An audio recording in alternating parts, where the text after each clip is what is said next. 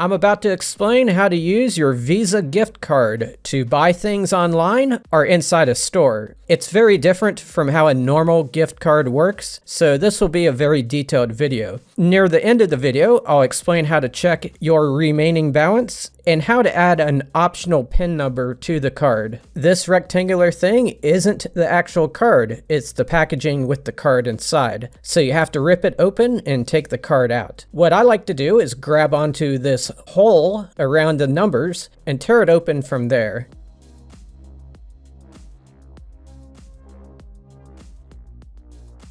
Once it's free, it's ready to use. You do not need to activate it by calling a number or anything like that. You also do not need to redeem it like a traditional gift card. And yes, I do realize that I'm showing you the numbers from my card, but by the time you're watching this, I will have already spent the entire balance, so it is a dead card. Any place that accepts Visa will accept this card, whether or not it be a website or a physical store. Now let me show you the spending process. First, I'll show you how to do it in a physical store, and then I'll show you how to do an online purchase. So I'm here at the self-scan checkout, and my total is $7.49, and I'm ready to pay. On the screen, I'm going to select credit/debit. You do not want to select anything that says gift cards, because like I said, this is not a true gift card. I will then swipe the card through the card reader. It doesn't have one of those chips inside that lets you just tap it. It just has the magnetic strip.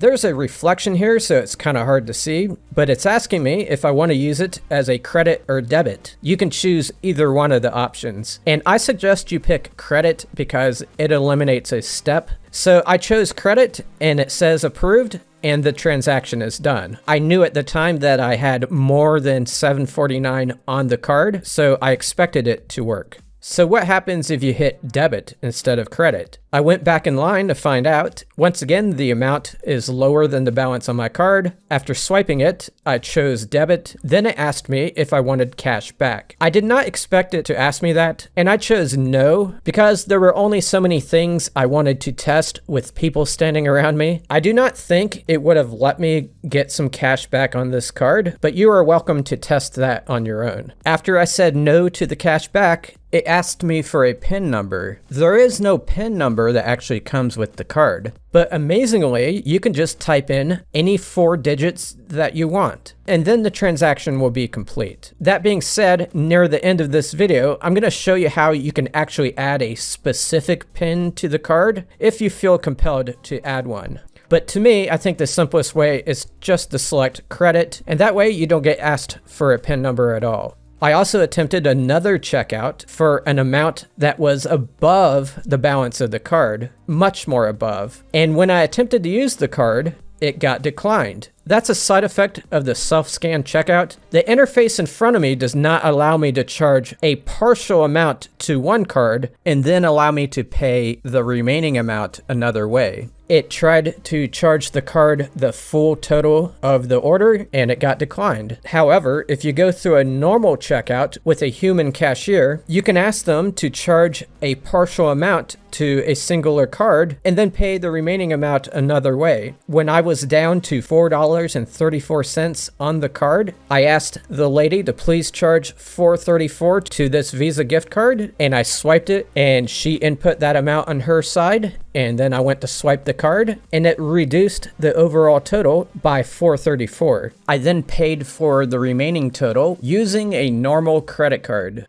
Now let's talk about how to use the card to buy things online. Basically, you need to treat it like you would a credit card, even though it says debit on the card. At least it does for me. I'm going to use it to buy something off Amazon, but the process will be very similar if you buy from some other site. I'm going to log into the Amazon website using my PC. If you're going to Amazon using your phone, the interface may look a little different than my PC interface here, but all the components should still be in front of you somewhere. I'm going to hover above my name in the top right, and when the submenu pops up, I'll click Account.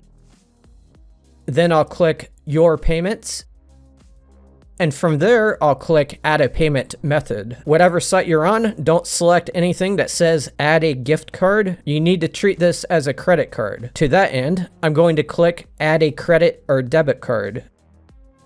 Here I'm going to fill out all the fields using the information on the card number, which is on the front of the card. For the name on the card, I'm just going to put in my own name, but I'm pretty sure it does not care what you put in there. You should be able to put Mickey Mouse, but you probably don't want to receive a package addressed to Mickey Mouse, so just to be careful, just put your own name in there. I'll go ahead and select the expiration date from this pull-down selector.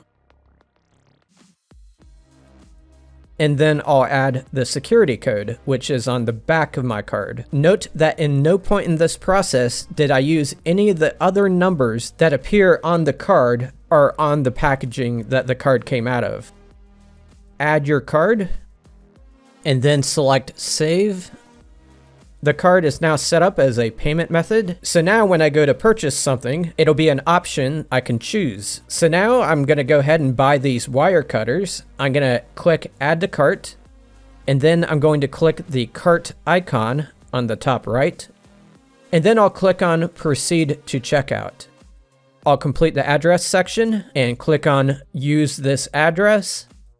This brings us to the payment method section. I see that the card I added moments ago is there as an option, and I'll select it by clicking the dot to the left of it. Then I'll select Use this payment method, and then I'll click Place your order.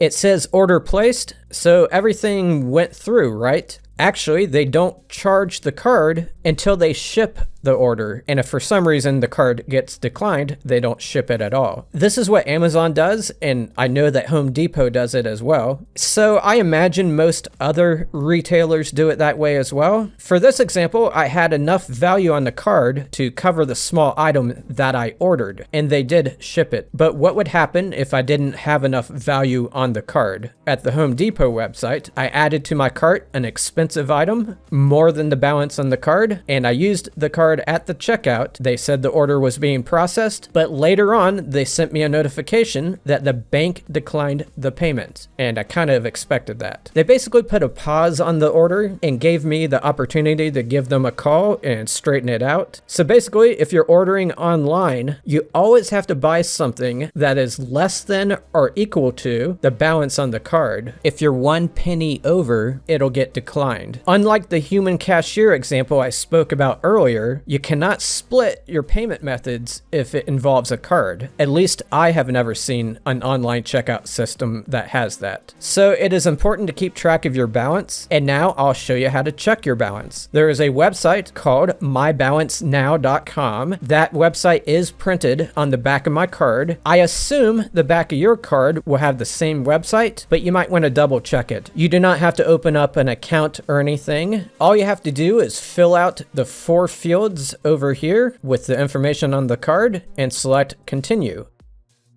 It'll bring you to this screen that shows the balance.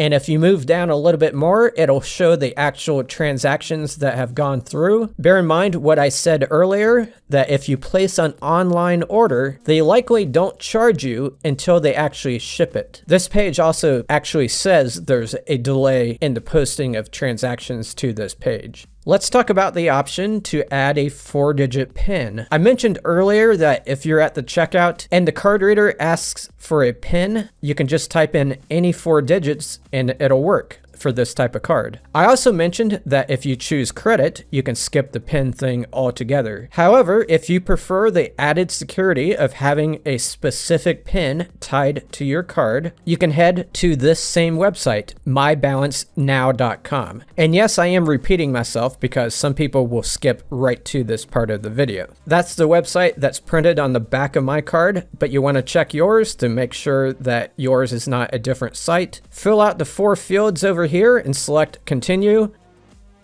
Click on the option to manage PIN.